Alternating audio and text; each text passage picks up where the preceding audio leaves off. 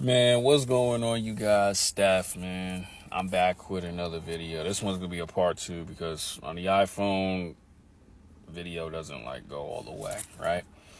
So I really want to talk about, letting go, right? Because a lot of us hold on to things that, you know, it takes over, it destroys us. It just does a lot to the soul. And as much as I talk about letting it go by leaving it in the past, but it's always going to be lodged in us, right? So I was talking to this, really well-known guy from the 90s. Like, he knew NWA, he knew Suge, he was around hip-hop. He was a professional football player as well. And we were just talking about that, and I brought up this by letting go. And this one has to make sense to a lot of people, right? The longer you harp the situation, you cannot ever see the bigger picture with everything, right? It's like a lot of us guys, we get hurt by a woman, and you probably was in love with her. You wanted to have a family with her, whatever, right?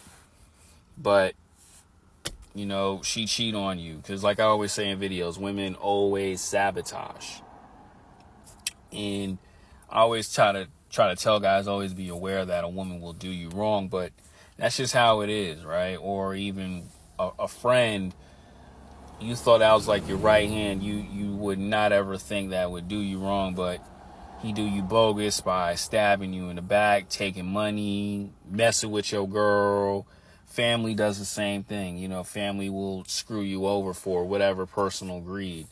And a lot of people, the person who does you wrong, they don't say, they don't like to say, I'm sorry. They like to wait, or they just be like, well, it's your fault anyway.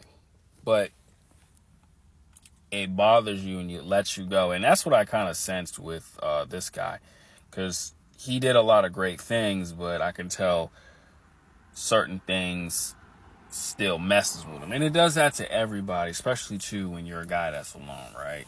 You just sitting there thinking about it. And we were just talking about that stuff because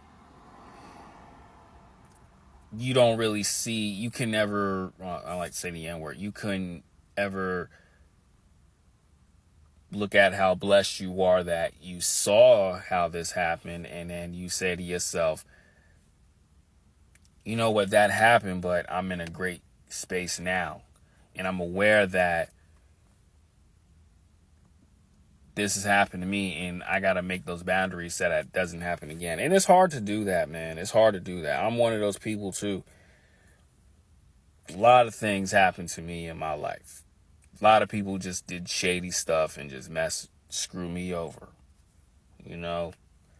But there's times where I'm just like, you know what, it happened, but I'm in a better place. I'm in a better neighborhood. I got money. I can go out to eat. I can, pay bills. I can do whatever I want. And it be just sometimes it just stays stuck. Like I said earlier, it stay lodged in your head. And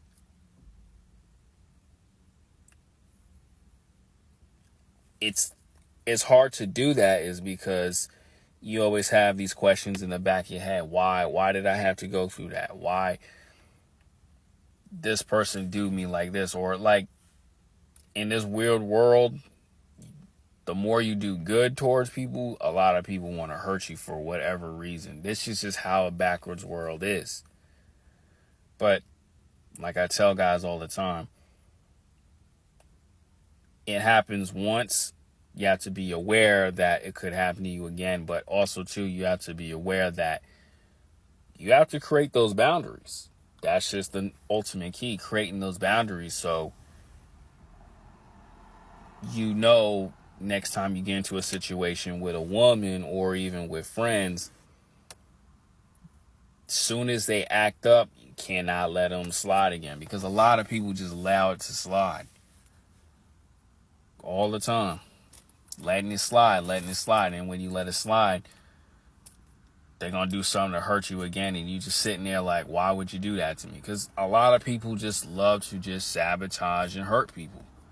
Like the entertainment industry, it is a lot of sick people in there. Next video.